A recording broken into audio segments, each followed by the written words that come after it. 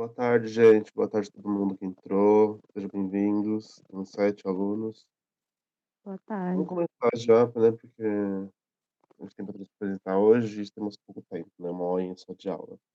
Eu sou o Eric, sou professor de vocês de História da Arte. O Ivan também está online. Fala um pouquinho de... Sabe também, Ivan? Dá mostra sua carinha.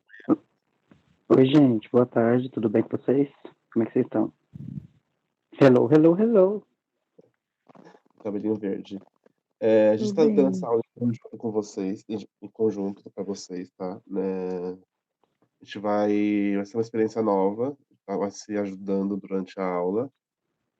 História da arte é um conteúdo, é muita coisa, tem muitas coisas que eu quero trazer para vocês, que a gente quer trazer, muitas interpretações, os fatos históricos, alguns questionamentos, e espero que vocês aproveitem, tá? Começar. A primeira coisa que nós vamos falar é sobre o conteúdo programático da nossa aula, tá?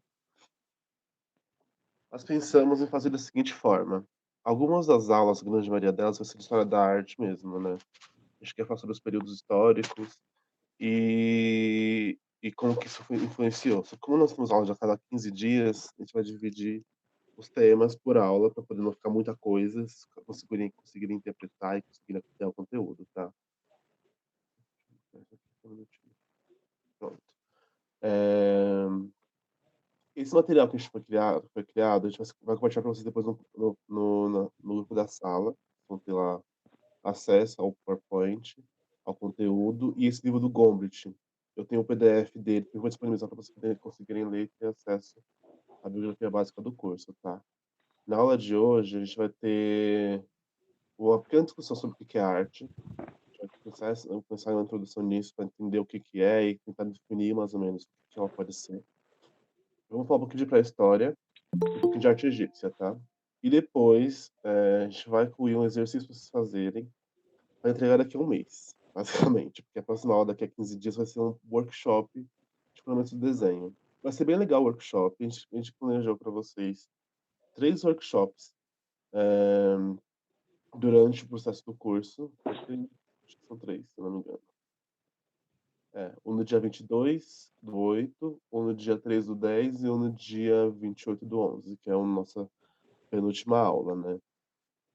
Esses workshops vão ser aulas práticas mostrando técnicas de desenho, estudo, alguns exercícios. A gente vai fazer uma coisa bacana para vocês conseguirem acompanhar e conseguirem ver, entender um pouco mais sobre arte, tá bom? Vai ser bem legal os workshops. Eu vou elaborar isso com o Ivan direitinho.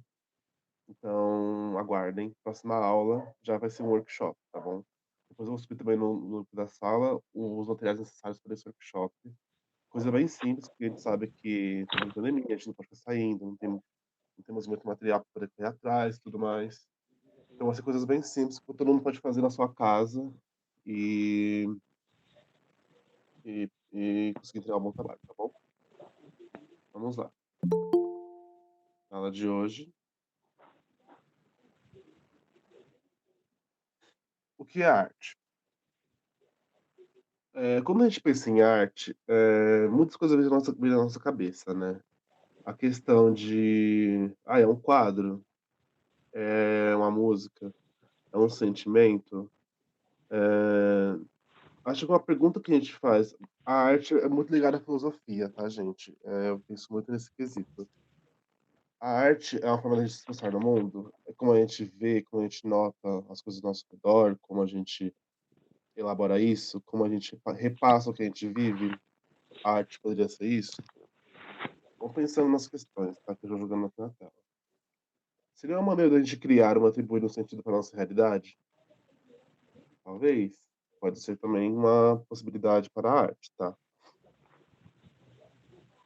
A expressão de sentimentos diante das nossas vivências também pode ser. Esses questionamentos aqui são bem antigos. Desde sempre a gente questiona o que é arte, o que é filosofia, o que é tudo isso. Qual é o nosso sentido aqui no mundo, né? Uma coisa importante, mais para frente nós vamos ver que esses questionamentos que a gente pergunta do que é arte, para que a arte serve, vão entrar muito em voga, principalmente na Revolução Industrial.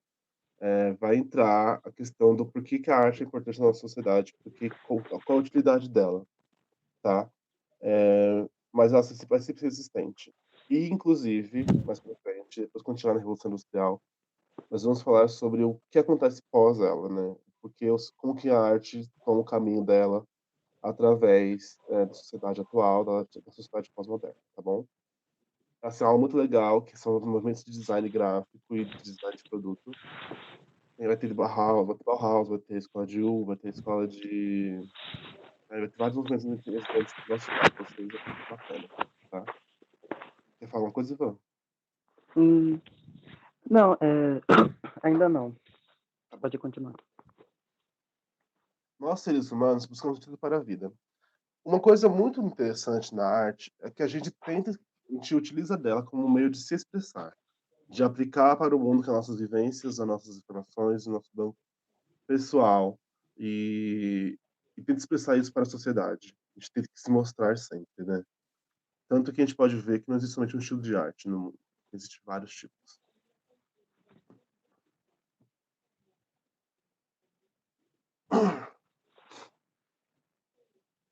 Como eu falei, a arte ela se expressa através das nossas vivências, né? Da nossa referência.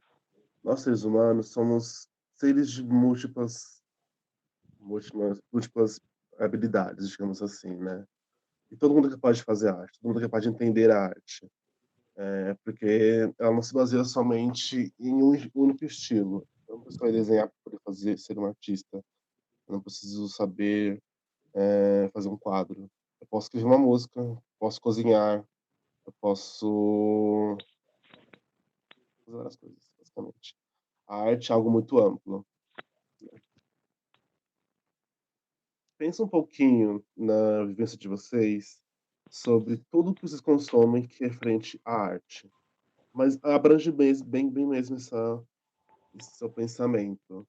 Pensa desde a série que você consome, os atores que estão ali participando, até o tênis que você consome, que você utiliza. O tênis que você utiliza é arte também? Você pode considerar uma obra de arte, uma peça de arte? A sua roupa, a sua maquiagem é uma forma de arte? Pensa nisso. Pensa no como você consome essa arte e como ela interfere na sua vida diariamente, quanto ela é importante para você e você nem percebe às vezes quando ela está ao seu redor. A gente vê arte em quadros, pinturas, arquitetura na música, nas refeições, nas esculturas, nas fotografias. Guarde essa informação, fotografias. Tá, no final dessa aula, quero trazer para vocês um questionamento e um pequeno exercício que vai ser daqui a um mês, na próxima aula de, de conteúdo. Quero trazer para vocês, a gente vai tentar discutir um pouquinho sobre esse assunto da fotografia, da apropriação que ela causa, tá? Você é arte. A natureza que te criou, a natureza criou tudo. E tudo que a natureza cria, a gente não copia, a gente recria, entendeu? Nada surge do nada. Tudo que nós fizemos hoje, baseado nas nossas experiências e nas nossas vivências. Então, tudo acontece porque já existiu algo antes, entendeu? Então, a arte está muito ligada à filosofia que eu coloquei para vocês, né? A gente tem diversos filósofos que falam sobre isso. Eu não trouxe nenhum nessa matéria, depois eu vou poder procurar para vocês alguns. Alguns, inclusive, falam que a arte é extremamente importante para o ser humano. Outros abominam totalmente, falam que é real. Se não me engano, Platão fala que se o Ivan souber, ele poder me ajudar com isso. Platão fala que a arte é algo irreal e algo que não é válido para o ser humano. Está no mundo das ideias, né? Não É, é algo que existe realmente. Já a Aristóteles... definição, desculpa te cortar. Pode falar, A pode falar. definição de arte, ela é bem volúvel, né, para os filósofos, né, que Sócrates tinha uma versão, Platão outra, Aristóteles outra. Cada um tinha uma definição de arte que foi levada na época. O que a gente está falando de definição de arte aqui é da arte que a gente tem hoje, né, que tudo que a gente consome é arte ou pode vir a ser, né. Exatamente. Tá, é bem legal essas discussões dos filósofos. É que a gente não vai ter tempo, eu tenho quase certeza que a gente não vai ter tempo, porque tem muita coisa, gente. Mas se eu tivesse um pouquinho, se eu conseguir, vou tentar organizar para ver se consigo adiantar mais material. Pra gente ter uma discussão somente sobre isso, né? Eu gostaria de ver a carinha de vocês, ouvir a voz de vocês sobre isso no futuro, para vocês conseguirem me passar o que vocês estão entendendo da arte, o que vocês têm que ver ela além de somente a visão do que nós estamos passando aqui, né? Nosso objetivo nessa matéria de História da Arte não é somente passar para vocês o conteúdo de prova de vestibular. Nosso objetivo é fazer vocês pensarem de maneira crítica e entender o que é a arte e como você vive com ela, né? E criar o senso crítico e estético para isso. Isso é extremamente importante para todos nós, né? A gente tem que ter essa noção para a gente crescer, né? Acho que nem tudo na vida se resume a resultados, a vestibular, a concurso, a tudo. A gente tem que precisar do nosso, do nosso aspecto como pessoas, né? Aqui o exercício que está no canto da tela, tá? Pra gente poder pensar depois. Esse material vai estar na pasta, já avisei, vou usar de novo, vou reforçar. Vai estar no grupo para vocês terem acesso. Então não precisa copiar, mas para prestar atenção mesmo na discussão. Depois a gente vai disponibilizar esse material. Vai ter o livro também de apoio para vocês conseguirem ter acesso, poder ler o material todo completo. E estaremos disponíveis para vocês também, para poder falar com a gente sobre isso, para tirar suas dúvidas. Eu sei que tem gente aqui que quer fazer o curso de. Acho que no ECA, se não me engano, né? Que foi semana passada. Fazer no ECA, no Quintal ECA da USP. É bem legal. Tem um vestibular, se não me engano, específico, de forma específica. E cai algumas matérias. Isso cai, História da Arte cai. Isso, é o Luiz Fernando. História da Arte, se não me engano, cai sim no vestibular. História do design também cai. Quando eu fiz Belas Artes, caiu mais história do design do que história da arte. Eu não sei se vai cair muito. Eu vou precisar, depois eu te passo. Eu juro que eu vou fazer. Juro que eu vou fazer para você essa pesquisa de vestibular, do que cai no vestibular da ECA, pra gente poder fazer um estudo em cima disso e você conseguir arrasar na matéria, tá bom? Mas eu sei que na Belas Artes cai muito sobre design. Caiu sobre a Ilha Bobard, caiu sobre o ASP, algumas coisas assim, tá? Então a gente vai passar por tudo isso. Tá bem enxuto o curso por causa do nosso prazo, mas espero que seja bem completo. Se você não entendeu o cerne de tudo, tá bom? Vamos continuar. Pré-história. Você quer falar sobre pré-história, Ivan? Quer que eu continue? Não sei, pode ser você, pode ser eu. Você acha que você tá mais seguro para isso? Posso falar, sem problema nenhum. Continuar. Oi? Posso falar, posso falar. Vou continuar aqui. Gente, a pré-história data-se de 40.000 a 4.000 anos antes de Cristo, né? Para que serviu a arte histórica, a arte na pré-história? Qual era a funcionalidade dela, né? A arte, como eu falei para vocês anteriormente, ela se baseava em copiar a natureza, copiar o seu estilo como algo, copiar a natureza ao redor dos seres humanos daquela época. Esses desenhos que estão aqui na parede, na tela, são de Altamira, na Espanha. A gente tem diversos sítios arqueológicos hoje no mundo, com diversos traços diferentes, diversos estilos diferentes. Mas alguns deles seguem alguns padrões, mas não são exatamente iguais. A identidade de cada tribo era diferente, de cada indivíduo era diferente. Para cada região isso muda. São animais diferentes, são alimentos diferentes, são estilos de caças diferentes, mas todos seguem um padrão por causa do período que se vivia, né? Isso aqui é da Altamira na Espanha. As imagens são lindíssimas. Também depois, se quiserem pesquisar além também sobre mais algumas imagens, tem diversas imagens incríveis que vocês podem achar na internet sobre esse material, sobre esse sítio. Ele é muito bom. Eu não sei se esse sítio está aberto para visitação ainda do público. Muitos sítios foram fechados por interferência humana, tá? Isso é uma coisa importante de falar. Muitos sítios, até aqui no Brasil, se não me engano, tem um sítio muito importante que foi fechado, não tem mais acesso às pessoas por causa da deterioração desses espaços, por causa do vandalismo, da pichação, da destruição. Isso é muito ruim, se parar pra pensar que isso aqui é a nossa história, né? Isso aqui é o nosso passado. Tem pessoas que se acham no direito de ir lá e modificar essa história. Mas guarde essa informação também, que eu queria te falar. Entenda como crítica ou não, tá? Isso é importante. Não quero influenciar vocês. A nada. Eu não estou falando que você modificar o espaço é algo ruim, tá? É só informação de que alguns sítios foram fechados. Nesse período, quem era o homem paleolítico que fazia esse tipo de arte? Era o caçador primitivo. Eles exerciam uma economia produtiva e parasitária. chegava, ocupava o espaço, utilizava os recursos e seguia viagem. Se vocês Mas conseguirem ver. o homem Oi? era nômade, tá, Isso, gente? Ele exatamente, exatamente. chegava, pegava tudo que dava da terra, deixava ela morta e ia embora. E a terra se recuperava. Sim, sim, eles não tinham a necessidade de criar uma sociedade com estrutura, com regras, era utilizar e partir para o próximo, porque a vida também era muito curta nessa época, eles não viviam durante anos, porque era muito difícil. Não tinha pensa, não tinha energia, não tinha água potável, não tinha um monte de coisa, então a vida era muito difícil, era muito rápida. Então, quem conseguia sobreviver, sobrevivia era o do mais forte, basicamente, né. Eles eram guiados pelo individualismo, viviam em hordas e grupos, sem organização social bem definida, ou seja, eles não tinham regras, não tinham leis para poder seguir, né. Eles não demonstravam crenças em deuses ou vida após a morte. Nesse período ainda não, tá, aguarda. Mais para frente, outros povos vão começar a desenvolver esse tipo de senso de religião, de sociedade, mas o homem paleolítico que fazia essa primeira arte que eu mostrei pra vocês em Altamira, não tinha esse senso, tá? E a vida girava em torno da subsistência. Desculpa. Estudiosos afirmam que a arte consistia em um meio para conseguir alimento, para demarcar animais que viviam em certas regiões, mas também manuais de caça, etc. A pintura rupestre possuía função mágica. Para eles, representar isso nas paredes era como se fosse um guia para demarcar o que tinha naquela região, tá? Como caçar, quais animais tem por ali, como que eles podem pegar esses animais, um mamute, um touro, um quais alimentos tem naquela região, basicamente, como caçar esses animais, entendeu?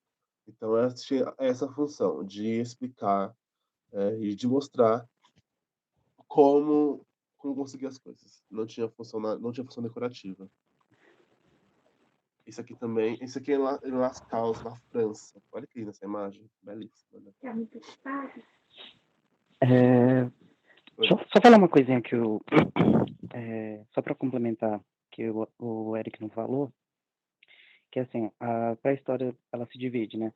Tem história pré-história. Pré-história é antes da escrita, da invenção da escrita, e ela é dividida em paleolítico inferior, que é de 500 mil antes de Cristo, paleolítico superior, cerca de 20 mil antes de Cristo, e o neolítico. A gente está falando do paleolítico, ele também foi dividido em três partes, tá? Que foi o paleolítico inferior, médio e superior. Sim, Mas o nosso estudo só começa no Paleolítico Superior, que foi quando surgiu as primeiras manifestações de arte, tá? E não foi esse aí da imagem, as primeiras manifestações de arte. Tava na imagem anterior, Eric, você pode voltar rapidinho? sim. Isso aqui, são os primeiros. Ai, peraí, Então, que meu celular travou já. Peraí. Pronto. Você pode ir na... Tá vendo aquelas imagens ali das mãos? Ali na Espanha? A Altamira, Espanha? Essas foram as primeiras manifestações de arte, tá? Esses animais que eles pintavam com o objetivo da caça, né? Que eles acreditavam magicamente que se eles pintassem, eles iam caçar esse animal, veio muito tempo depois, tá? sim, importantíssimo, galera. Continuar aqui. Aqui, ó, outro desenho das mãos que o Ivan acabou de falar, tá? E ele acabou de falar também, adiantou o assunto já, que era a questão da armadilha. Desenhar os animais, na ideia deles, era justamente a mágica que acontecia nisso. Você prendia o animal ali na pedra, entendeu? Você mostrar, você ensinar, você conseguia prender o animal ali, e a mágica acontecia quando você lançava uma lança no animal, quando você jogava uma flecha nesse animal. Por isso que tem essa visão mágica na arte paleolítica. Não, como eu falei, não é uma arte decorativa, não tinha função decorativa, e a arte era naturalista. Buscava mostrar o modelo como ele realmente era, o mais fiel possível, e não copiá-lo como é na realidade. É meio que uma interpretação deles disso, e tentava desenhar do jeito que eles viam isso, com os recursos que eles tinham na época. Tá? O que ele falou agora, vamos chegar na questão dos pictógrafos, né? Que começa a surgir, ainda não é uma maneira de escrita, tá? Isso é importante a gente enfatizar, que aqui não surge a escrita ainda. Isso vai surgir muito tempo depois, entre os sumérios e os egípcios, se eu não me engano. Começa a surgir a parte escrita mesmo, começa a surgir uma tentativa de escrita de letras e tudo mais. Mas aqui começa a surgir uma abstração dos símbolos, tá? O sítio de Del Cerro, no Fiscal no Peru, eles têm muitos desenhos deles já são mais abstratos. E eles já tentam trazer mais uma questão de pictógrafo, sabe? De tentar aplicar, tentar simplificar essas formas para trazer uma linguagem diferente. E através disso, eles começam a juntar em outras coisas. Você começa a perceber que o período é basicamente muito próximo e são lugares extremamente distantes dos outros. Eles não, como eu falei, eles não têm uma linha de raciocínio contínua, né? Tipo, as tribos não são todas iguais, algumas são diferentes, outras não. Vocês podem notar aqui, por exemplo, a junção do touro da montanha fazer o touro selvagem, entendeu? Eles começam a abstrair a forma até chegar em uma linguagem mais simples para eles conseguirem compreender e aplicar. É bem interessante, isso aqui é um dos primeiros estudos que surge a parte escrita, mas não, como eu falei, não é realmente escrito, tá? O ser humano vai abstraindo muito as imagens com o tempo, né? Ele cria o pictógrafo, depois ele vai criar as letras, e da letra ele vai abstraindo ainda muito mais. Se não me engano, a primeira, realmente, a letra que a gente conhece hoje, os primeiros registros dela, se não me engano, foram feitos na coluna de Trajano, se eu não me engano, tá? Eu não lembro muito dessa informação, só depois. É o primeiro desenho da letrinha, mais ou menos como a gente conhece hoje, tá bem parecido com o que a gente conhece hoje, com a letra A, letra B, letra C. Essa coluna foi muito discutida, até hoje é muito estudada pelas pessoas, pelos historiadores. Aqui a gente vai falar sobre o Neolítico, tá bom? No Neolítico ocorre a estetização geométrica.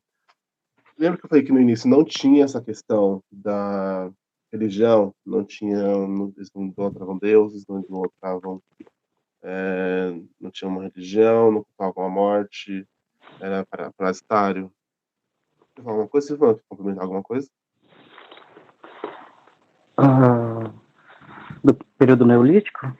Não, sobre o pictógrafo. Oi? Sobre a pictografia. Não, até aí tudo bem. Tá.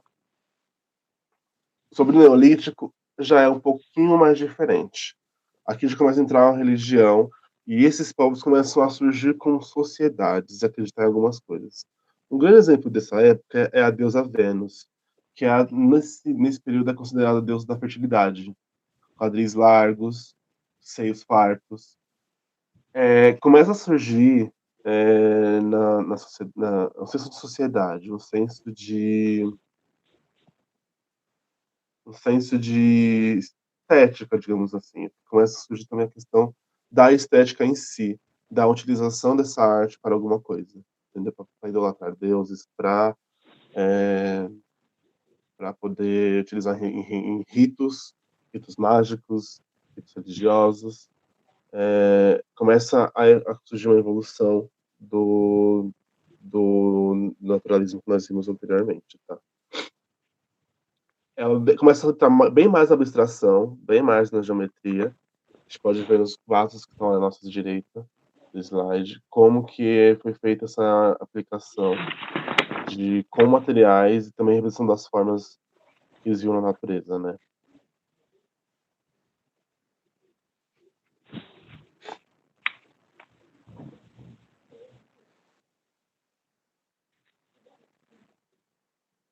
Acho que é isso. Quer falar uma coisa, Ivan, sobre a arte neolítica? Eu não sei vocês, gente, mas eu tinha muita dificuldade em história porque eu tinha dificuldade de imaginar a sociedade da época, então eu acho importante frisar um pouco isso. Que o período neolítico foi quando o homem passou a dominar a natureza, porque antes ele era parte dela, né? Ele era um bicho como qualquer outro. Ele começou a polir a pedra, domesticar os animais. Por isso que o Eric falou que começou uma sociedade, né? Que ele parou do lado de um rio e começou a agricultura, né? Ele passou a ter uma própria sociedade mesmo, cada um com o seu trabalho, tudo mais, e começaram essas manifestações um pouco mais trabalhadas. Então, aí já tinha mudado um pouquinho. É como se fosse nos Croods, sabe? Aquele filme.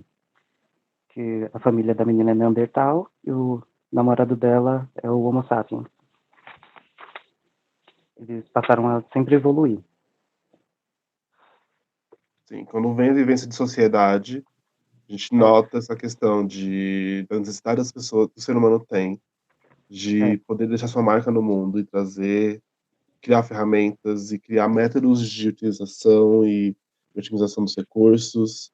E começa a surgir a necessidade de se criar arte de uma maneira mais cômoda para eles, utilizar a arte como algo positivo para construir a sociedade, construir os métodos dessa sociedade. O Neolítico é muito disso, tá bom? é. E não faz tanto tempo assim. Foi mais ou menos uns 10, 11, É, 12 mil anos. Não faz é tanto tempo. bem recente. A história da humanidade, a história da arte é muito recente, se parar pra pensar, né? A gente evoluiu bastante, tanto que hoje em dia nós temos a pintura, a gente saiu da pintura tipo de cavernas para desenhar hoje computadores. Então É, você vê a linha como tipo foi é lenta, mas é muito rápida, sabe? A evolução artística que hoje a gente vive na era tecnológica, né? A gente passou por muitas eras já, mas hoje a nossa era totalmente tecnológica e digital. Só um pequeno, só ressalvar aqui, né? Na pré-história, nós tivemos a arte imitativa, que é a naturalista, a primeira que nós vimos, tá?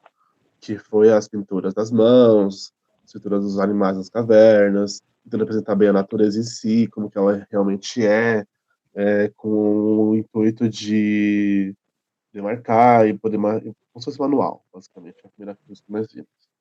Depois nós tivemos a informativa, que são os sinais pictográficos, que mostram as imagens do Peru. Uma coisa legal das imagens do Peru, é que se vocês repararam, deixa eu voltar lá. Aqui. Muitas dessas imagens estão a céu aberto, elas não estão dentro de cavernas, né? Olha essa imagem aqui de baixo. Isso aqui tem milhões de anos, gente, milhares de anos, milhares de anos. Se você parar para pensar que esses desenhos estão lá sofrendo com o ar, chuva, com o tempo, com os efeitos do tempo, com a poeira, eles ainda existem. É muito louco de pensar o quanto a história é foda, e quanta coisa a gente se perdeu nesse meio do caminho, né?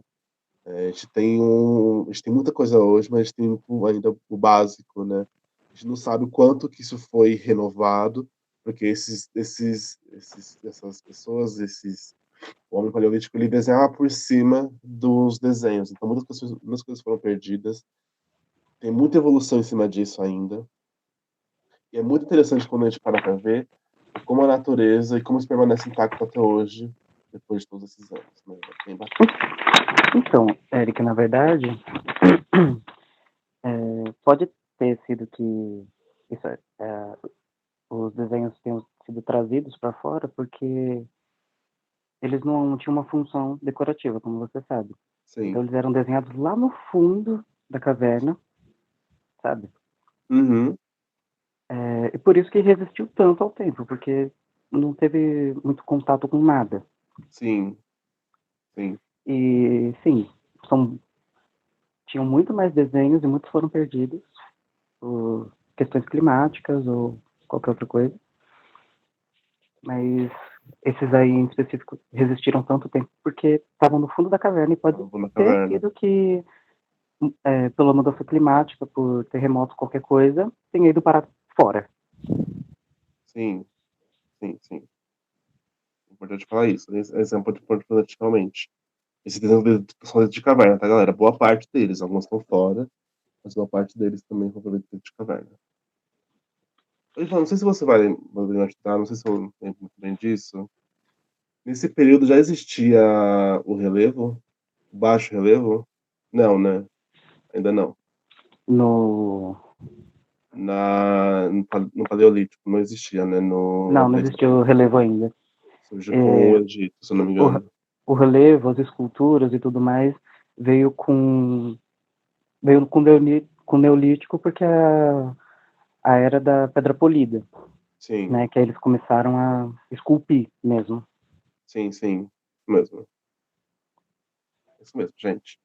E no final, né, que foi o Neolítico que eu vou te falar, que é a arte mais decorativa, os elementos abstratos, né, e a função religiosa e mítica que se possuía. Uma proposta para a gente poder pensar, tá?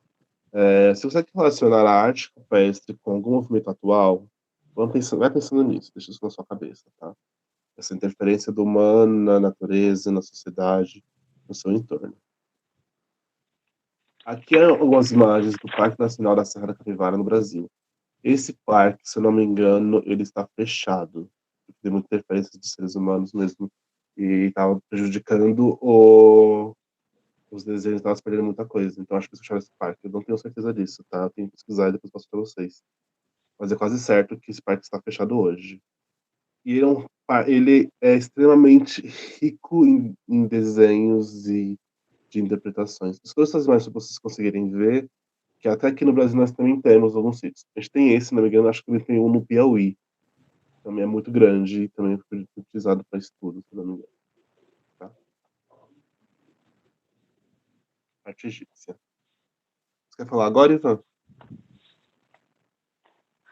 Ah, pode começar aí, eu vou te complementando.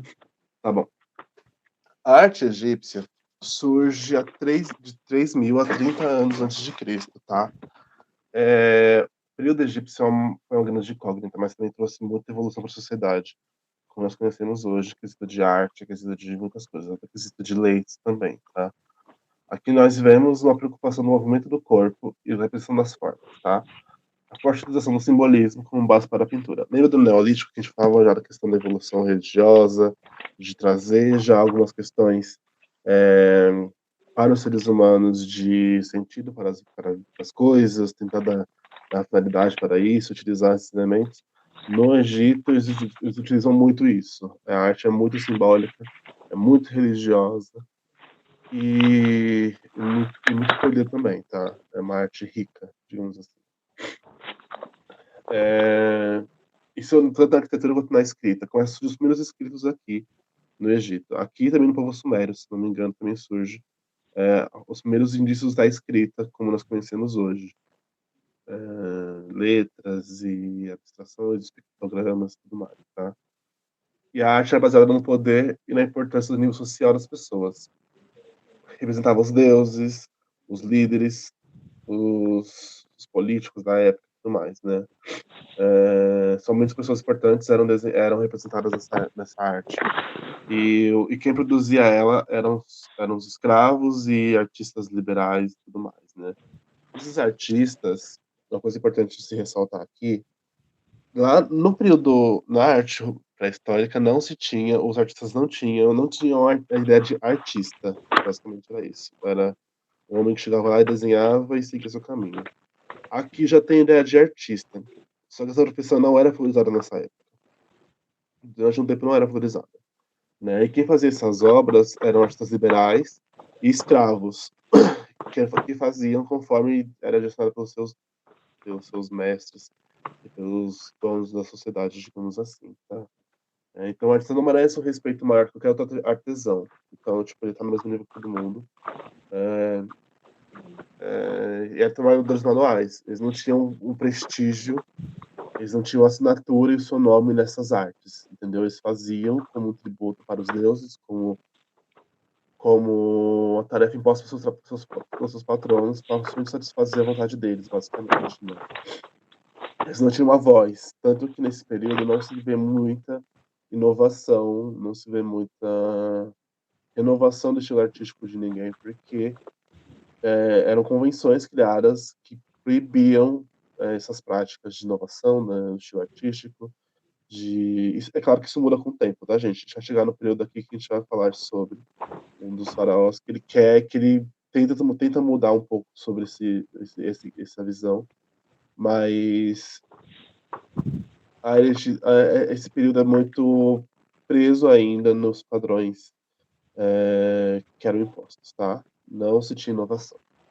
Você fazia a sua arte para os deuses e para os líderes, e é isso. Inclusive, os líderes eram considerados deuses, alguns deles, né?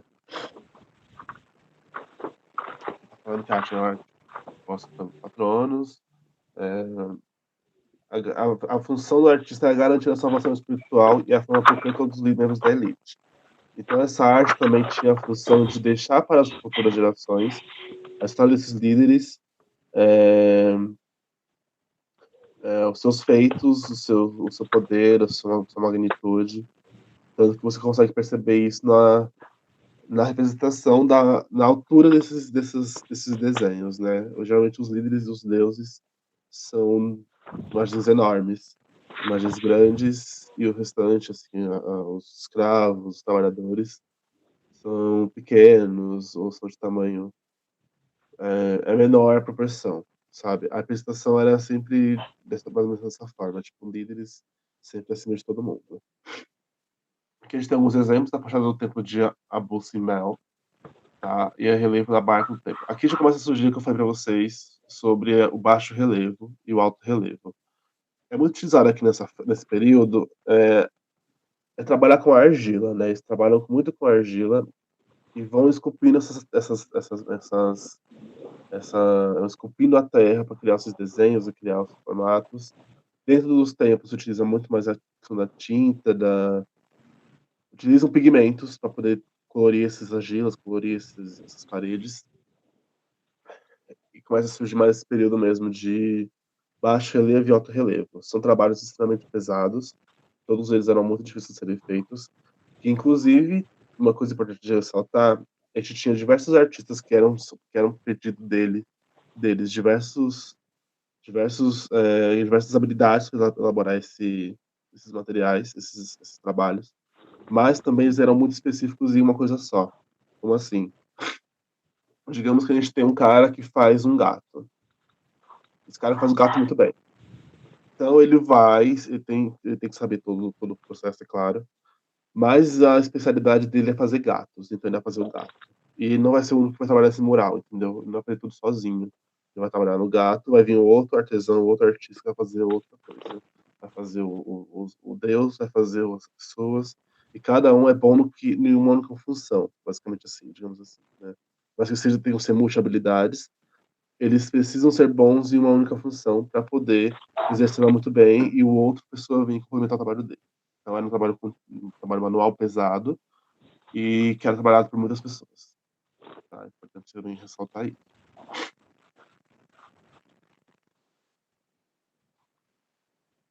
Ó. Aí aqui nós temos o Antigo Império, tá? A liberdade e a espontaneidade são características do estágio inicial de desenvolvimento da arte egípcia, ainda com características de arte do Neolítico. No Antigo Império, as esculturas são feitas à produção de feições pessoais. Ainda há na arte uma reminiscência de funções mágicas. O Ka, espírito guardião do corpo, enquanto o retrato do corpo habita na Terra. Uma coisa importante aqui, a gente pode ver nessa imagem aqui da Câmara Mortuária de Tutmos, a gente vê alguns pontos importantes, né, sobre a arte egípcia. A forte ligação com a religião, né? Você pode ver o faraó sentado no seu trono com a coroa e a posição frontal. Uma coisa importante da arte egípcia é que não tinha a questão da perspectiva ainda, principalmente no início. Era a arte frontal, com o tórax frontal, o corpo frontal, mas a cabeça de lado, tá? E repare também no tamanho das figuras representadas. A gente tem símbolos da morte, a gente tem símbolos da vida. A gente tem alguns animais, a gente tem os olhos, a gente tem muitas informações aqui nesse desenho. E é muito simbólico, é muito religioso e muito forte, tá? E reparem o tamanho, isso aqui é enorme, tá, gente? Esses desenhos são enormes, enormes, enormes mesmo. Aqui a gente tem um exemplo de uma escultura desse período. E vamos falar sobre o Médio Império, tá? A mudança ocorre com a sedimentação de uma organização social que faz com que certas camadas valorizem a tradição e a manutenção do status quo. Ninguém é tratado como realmente é. Aqui, nesse período do Médio Império, o que acontece? Começa a surgir dos patronos, dos líderes, a necessidade de melhorar esses deuses, esses líderes. Então começa a vir da classe superior para os executores, o que eles têm que ser feito exatamente, entendeu? Quais modificações têm que ser feitas para ficar perfeito. Então as imagens não eram a representação fiel daquilo do que poderia ser, entendeu? Eles tentavam, sabe o Photoshop que a gente faz hoje em dia, o Face App? É exatamente isso que eles faziam naquela época. Eles pegavam e modificavam as esculturas, os desenhos, para poder deixar perfeito, era a visão deles do que eles acreditavam ser perfeito, do que acreditavam ser de Deus, assim, vamos assim, ser algo divino, né? O que era nesse período? O racionalismo da técnica, como eu falei, cada artista fazia uma parte só do processo, e tem gente que executar muito bem, tá? A pintura conceitual exprime o conceito, não a realidade. A pintura é composta de elementos que estão interrelacionados na mente do artista, mas não opticamente coerentes ou contraditórias, tá? E aqui é o princípio da fatalidade, que é uma coisa extremamente importante na arte egípcia. Seja qual for a posição que o corpo humano é representado, o tórax está sempre voltado para o espectador, podendo ser dividido verticalmente em duas partes iguais. Isso porque a obra deve olhar de frente ao observador, tal qual o artista que deve demonstrar cortesia e respeito a quem encomendou a obra, o senhor a quem o serviu. As pernas da figura sempre são apresentadas de perfil, e ambas mostradas no lado de dentro, como se fossem vistas da parte do dedo grande do pé. A perna que se move e o braço estendido devem ser sempre o mais afastado do observador, tá? Linha do olho, então, demonstrando poder, demonstrando força e demonstrando sua superioridade, digamos assim. Ivan, você quer comentar alguma coisa? Até aí tudo bem. Você vai falar mais das esculturas também? As regras delas? Pode falar você. Então, gente, nessa escultura aí não tá uma, uma boa ideia do que eram as regras das esculturas? Você tem outras? Acho que eu tenho uma imagem aqui de escultura. Tem essa aqui também. É uma deusa. Então, essa, essa imagem é ótima. Porque, assim, as esculturas egípcias, elas sempre eram vigorosas, né? Eram grandes e tinham essa necessidade de expressar o poder, né?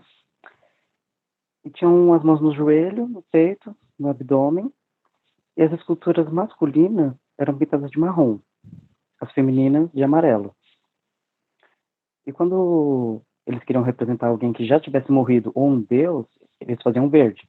Obviamente aí não tá, porque é uma coisa que foi feita muitos anos atrás. Mas tem vestígios do pigmento que eles usavam.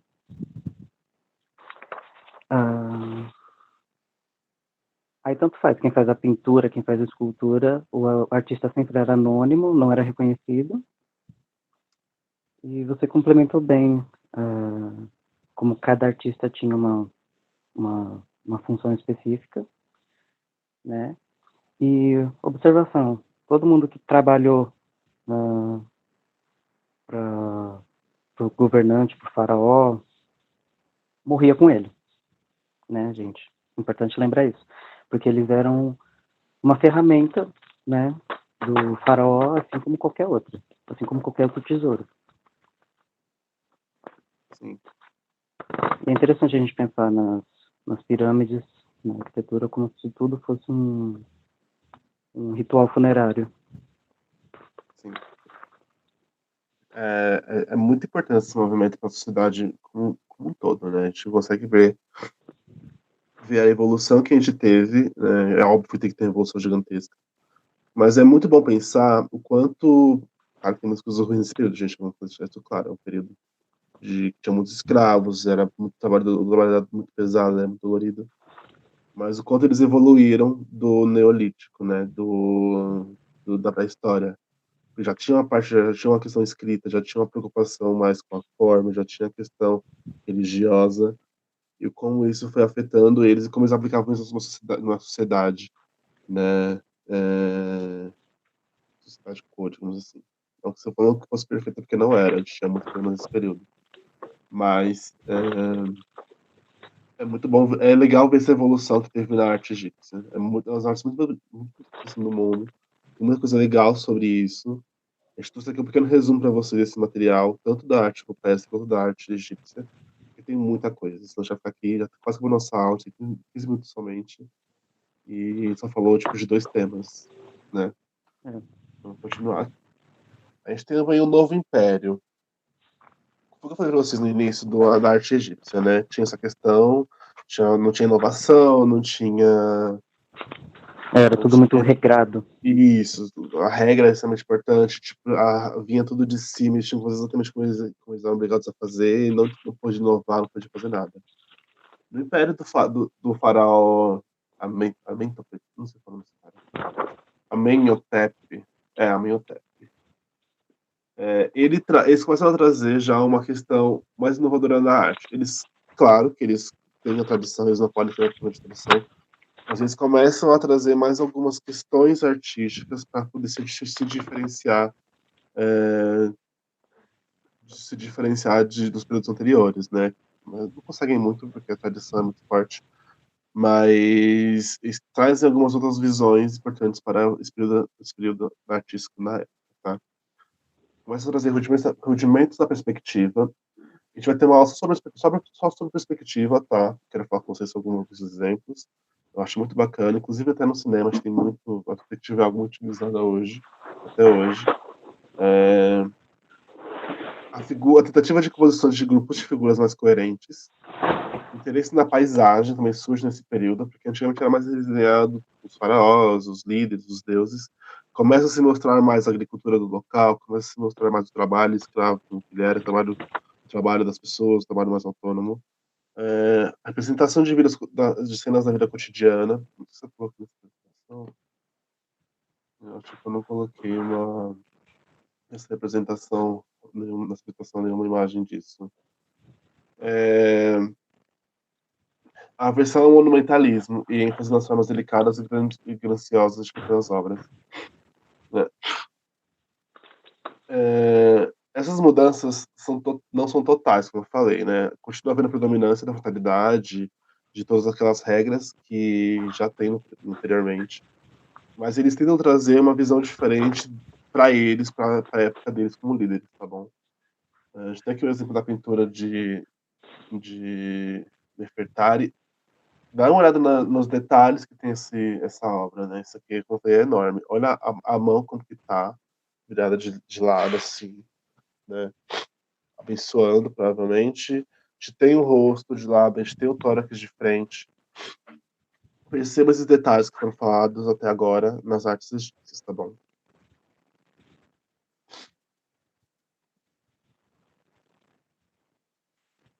O estilo de arte praticado depende do tema retratado. Deuses, líderes, tudo que já foi falado na real, né? Uma arte popular não existe. Não tinha a visão do artista. Ele não fazia arte para ele ou para as pessoas que estavam com ele, os escravos, digamos assim.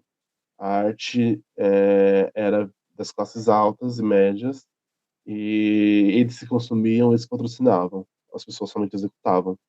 Os pobres não tinham acesso a isso. Os pobres não poderiam consumir isso. Eles só faziam para as pessoas consumirem de classe média, classe alta, assim, digamos assim, tá? E outra coisa importante, os membros da classe inferior são tratados com um estilo naturalista. Lembra lá da pré-história que a gente falou sobre o primeiro período, que eles representavam tipo, a coisa natural, tentavam apresentar a forma como era e tudo mais? É justamente isso. Os líderes, os deuses, eram apresentados de forma gigantesca, de forma grandiosa, de, de maneiras assim incríveis, com cores, com pinturas, com ouro, com ornamentos, quando era desenhado um escravo ou um trabalhador manual, Ele vinha de forma mais natural, somente o desenho simples, mas tentando apresentar também a forma como, assim como nos anteriores, né? Qualidade e tudo mais. A gente tem alguns exemplos. Aqui, eu coloquei sim um exemplo. Ó. Quando eu falei sobre a terceira fase, que começa a representar sobre o trabalho manual na terra, sobre as plantações da época, os frutos. Aqui algumas esculturas de gato são importantíssimas também. O gato é os animais, tem muitos animais durante o período no Egito que são muito importantes para a cultura deles, para a religião deles, né? O gato também é um animal extremamente importante para os egípcios, né? E tinha muitas esculturas sobre. Aqui tem alguns exemplos de esculturas de gato, tá? O fragmento do livro dos mortos, vocês conseguirem ver aqui o detalhe que são na religião. Aqui tá bem ruimzinha essa imagem, que essa imagem é pequena, mas começa a surgir já a tentativa de escrita. Conseguem ver aqui? Deixa eu passar o mouse tá aqui, ó. Tentativa de escrita. E os desenhos, a representação dos desenhos como edição, tá? Totalidade, os braços, as pernas, tudo que já foi falado, tá bom? Aqui também, o deus Khnum mostra a idolatração a esse deus. E aqui é um alto relevo que tem no trono de Tutankhamon.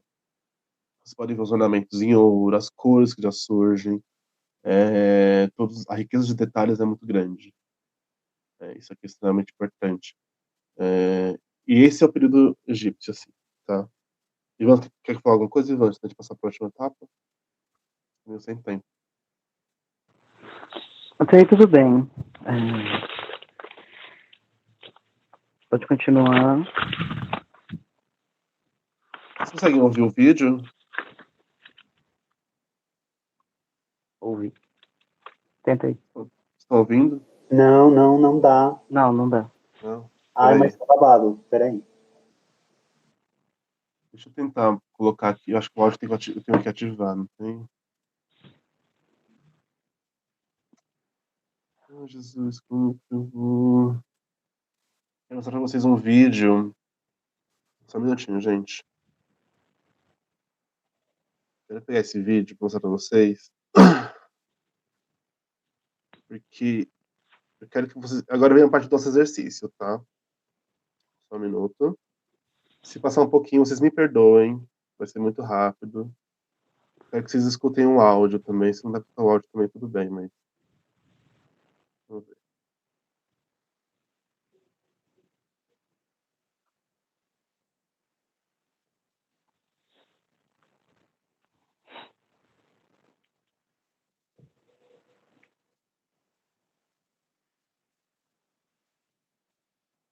Acho que eu não consigo compartilhar por aqui, né?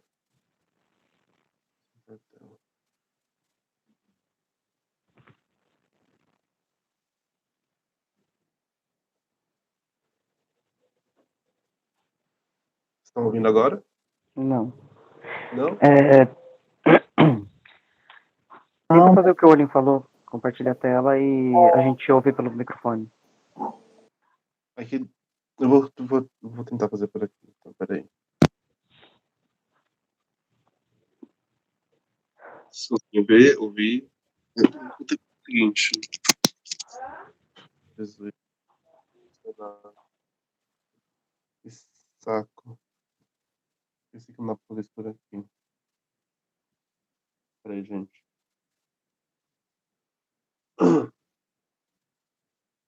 Tá quase acabando. Falta somente isso, tá?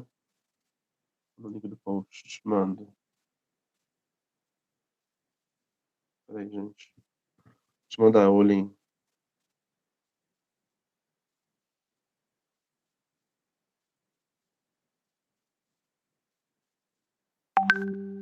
Te mandei aí o link. Dá uma olhadinha. Não dá, dá uma olhada mandar aqui no chat.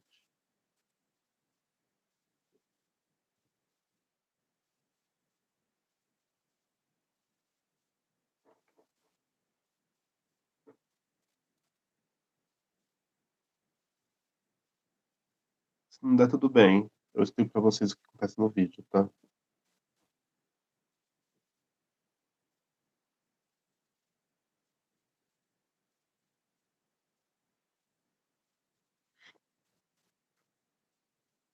Acho que eu não vou conseguir mostrar o áudio. Peraí que eu vou ligar aqui a caixinha, 1 minuto.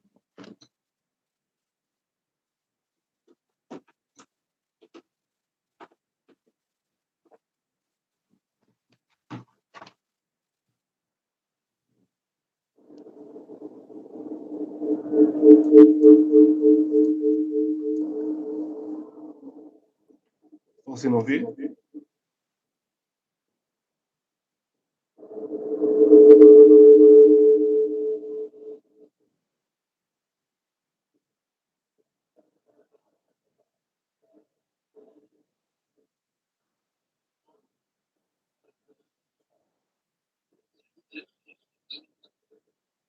Tá atrasadíssimo. Deixa, vai sem o áudio mesmo, gente. 1 minuto.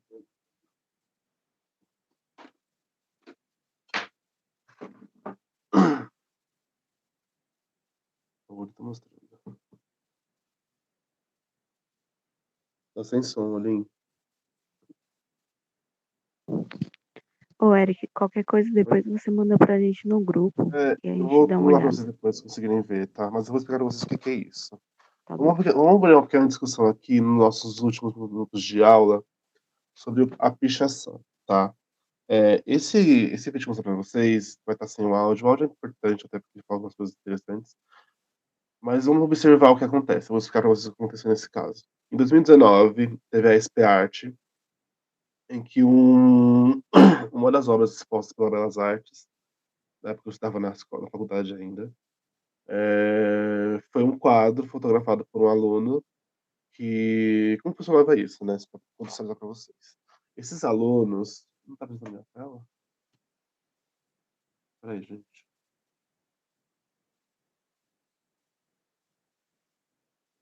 Peraí.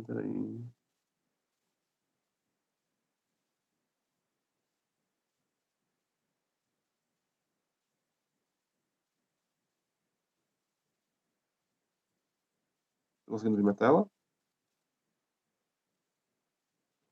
Sim, dá pra ver a tela. Beleza. O que aconteceu? Foi justamente o seguinte.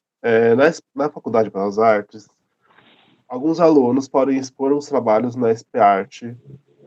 Jesus, pode expor o trabalho na SP Arte através de uma curadoria da própria faculdade. Tipo, eles mandam os alunos mandarem seus trabalhos para lá, eles vão avaliar esses trabalhos, e alguns são escolhidos para entrar na SP Arte para ser vendido, para ser apreciado e tudo mais. Mas a maioria é para vender mesmo, realmente, né? Uma dessas obras que entrou foi a fotografia de uma pichação que esse Massive Mia fez em um prédio aqui de São Paulo. Se não me engano, foi no museu ali da Sé. Sabe a pracinha da Sé? Acho que sim, ali no Parque Dom Pedro, se não me engano. Tem uns museus, museu de São Paulo, se não me engano, ali. Ele pichou um desses lugares. Eu não vou influenciar vocês. Eu não quero que vocês... Não vou falar se eu acho pichação uma arte ou não, se eu acho certo ou não. Quero que vocês assistam o vídeo. Depende que vai estar com áudio, mas depois vocês têm que assistir o vídeo com áudio, tá? Mas é basicamente isso que ele fez. Ele fez uma intervenção. Ai, Jesus. Agora não produziu, que ótimo.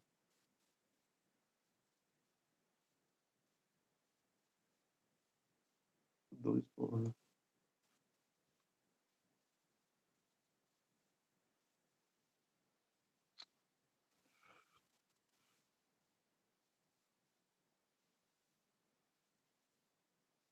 Ah,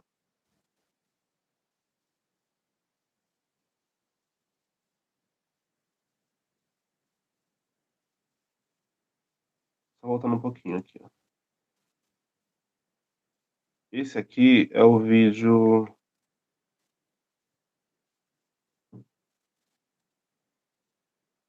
Ai, Jesus, muito rápido.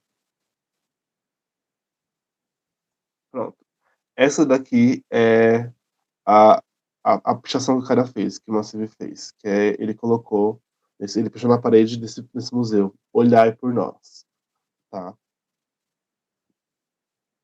Essa é a fotografia que foi para a SP Arte. Esse é o Massive. Ele chega na arte e escreve negro nela. E joga dinheiro em cima. Esse dinheiro foi o que estava no início do vídeo, se vocês separaram aqui. Esse dinheiro aqui do canto direito é o que ele está escrevendo. Ele pegou, imprimiu dinheiro, escreveu arte nesse dinheiro, foi nesse evento, escreveu sobre a arte dele, né, negro, e jogou dinheiro pra cima.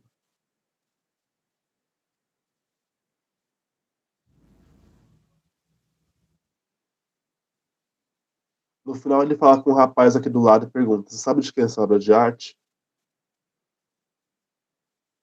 Aí o cara, aí ele fala: é minha. Depois dão BO, é óbvio, né? Porque você vai aprendendo esses negócios. Mas, na época, surgiu na faculdade a discussão de que o que ele fez foi certo, né? Muitas pessoas ficaram do lado dele, muitas não ficaram, porque disseram que, por um lado, ele estava certo, porque a obra foi ele que fez, porque o picho é marginalizado, né? Mas o que é o picho? O que é o grafite? O picho é marginalizado pela sociedade, mas quando se é enquadrado e é colocado num evento com mais arte, que é um evento muito importante de arte aqui de São Paulo, porque ele vale dinheiro e quando está nas paredes das ruas ele não vale. Porque quando é uma fotografia que você domestica, ela se torna algo importante quando não está sob o seu controle, sob o controle da pessoa. Porque ela deixa de ser importante, porque ela se torna valiosa, se torna cara, né? Eu não lembro o valor desse quadro na época, mas era um quadro bem caro, se não me engano. E depois que aconteceu essa polêmica, a Belas Artes se pronunciou retirando o quadro da exposição. Eles não falaram nada sobre, só retiraram o quadro da exposição. Gerou toda uma polêmica em cima disso, né? O próximo post, aqui no Instagram dele, aqui em cima tá o user dele, embaixo tem o link. Isso aqui eu vou deixar dentro do. Carregou? Isso aqui eu vou deixar dentro na pasta vocês terem acesso, vocês conseguirem ver o vídeo, ler a legenda com calma. Não vou ler porque não temos mais tempo. Tá. E aqui tá a foto que ele tirou da pichação que ele fez. Olhai por nós nessa igreja. E depois foi fotografado e colocado num quadro, na moldura, né? O que eu quero dizer pra vocês com tudo isso? Vamos fazer uma pesquisa rápida? Quero que vocês pesquisem para a próxima aula. Ai, Jesus. Ai. Na próxima aula, quero que vocês pesquisem. Faça uma pesquisa bem rápida na internet sobre o picho e sobre o grafite. Sei que vocês se lembram, recentemente aconteceu aqui em São Paulo, quando o Dória foi prefeito, se eu não me engano, que ele quis pintar as paredes de São Paulo. E. Isso mesmo, o uniforme do museu. Que ele quis limpar as paredes de São Paulo e começou a limpar, passar um jato de água e o Rosa ele pintou em cima de grafites e em cima de pichos, né? Com aquele projeto de cidade linda. Isso gerou-se diversas críticas sobre a silenciar a arte urbana e sobre silenciar alguns artistas importantes que estão aí no cenário faz muito tempo. Mas também gerou-se uma discussão de que será que o picho é arte? Será que o picho é algo bom para a sociedade? Qual a função dele dentro da nossa sociedade? E se ele tem que estar ali ou não, né? É uma discussão muito ampla isso aqui, é um assunto muito interessante de vocês trabalharem, de a gente poder pensar, né, sobre. Então, eu quero que vocês façam esse pequeno exercício. Pesquise o que é o picho, pesquise o que é o grafite, entenda o contexto histórico do que ele surgiu, entenda que é um movimento político, o picho, muitas vezes, tá? Tem uma intenção política, sim, por trás. E, através disso, eu quero que vocês elaborem pra gente o que você sentiu com esse assunto. Tanto com a obra que foi passada com o vídeo do Massive, ele pichando lá na PSP Art, quanto ele fazendo picho no museu, sobre o que vocês pesquisaram. E aqui a gente quer que você nos mostre isso. Como assim? É, é livre. Vocês não podem fazer um desenho inspirado nesse grafite, vocês podem fazer uma colagem de Photoshop, uma colagem de papel mesmo, para criar jornal, revista, fazer um picho numa folha, fazer um grafite numa folha, fazer uma redação, não sei, é livre. Se seu foco é redação, quer treinar redação, faz uma redação, eu acho legal, porque a gente corrige, Eu falo com o professor de redação também aqui, peço para ele corrigir também e dar uma opinião para vocês, porque esse tema é importante para vocês poderem pensar, né, e avaliar sobre esse assunto, tá? Não é algo tipo, muito difícil, seria muito legal se vocês fizessem realmente.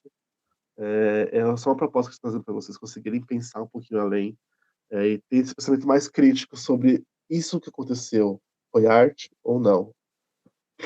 Eu, quando fiquei sabendo dessa história, eu achei mais arte, mais o ato artístico do cara chegar no SP Art e pichar negro no quadro do que todo o contexto. Do que a pichação que ele fez anteriormente, da fotografia do que o cara colocou depois no SP Art.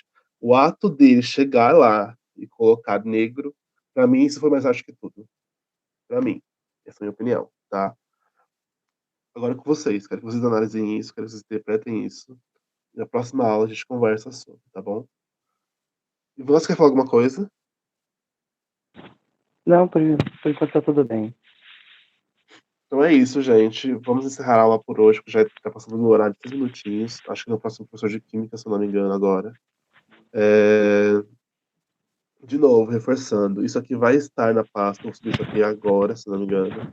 Já vou jogar ali para vocês conseguirem ter acesso a esse conteúdo, vocês conseguirem estudar e começar a interpretar sobre esses assuntos, tá bom?